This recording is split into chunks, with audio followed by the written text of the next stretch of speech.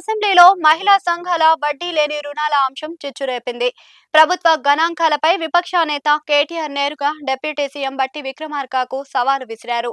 మహిళలకు 57,000 కోట్ల వడ్డీ లేని రుణాలు ఇచ్చామని ప్రభుత్వం చెబుతున్న లెక్క పచ్చి అబద్ధము అని, అది నిరూపిస్తే తను ఇప్పుడే తన పదవికి రాజీనామా చేస్తాను అని కేటీఆర్ ప్రకటించడంతో సభ ఒక్కసారిగా వేడెక్కింది.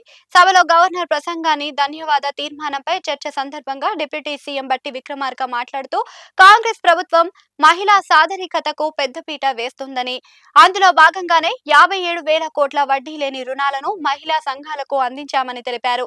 ఈ వ్యాఖ్యలపై కేటీఆర్ తీవ్రంగా స్పందించారు. 57,000 కోట్ల వడ్డీ లేని రుణాలు ఇవ్వడం సాధ్యమా?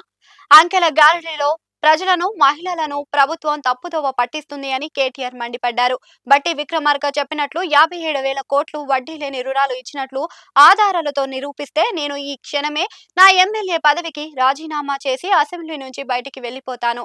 మరి నిరూపించలేకపోతే ప్రభుత్వం క్షమాపణ చెబుతుందా అని సవాలు విసిరారు. గతంలో బీఆర్ఎస్ ప్రభుత్వం ఇచ్చిన రుణాలను ప్రస్తుతం ప్రభుత్వం కొత్తగా ఇచ్చినట్లుగా చెప్పుకుంటుందని కేటీఆర్ ఎద్దేవా చేశారు. కేటీఆర్ సవాలుపై ప్రభుత్వం కూడా ధీటుగానే స్పందించింది. తాము చెప్పిన గణాంకాలు వాస్తవమని, మహిళా సంఘాల అకౌంట్లోకి వెళ్లిన నిధులు వివరాలు తమ వద్ద ఉన్నాయి అని ట్రెజరీ బెంచ్ల ప్రతిస్పందనలు వచ్చాయి.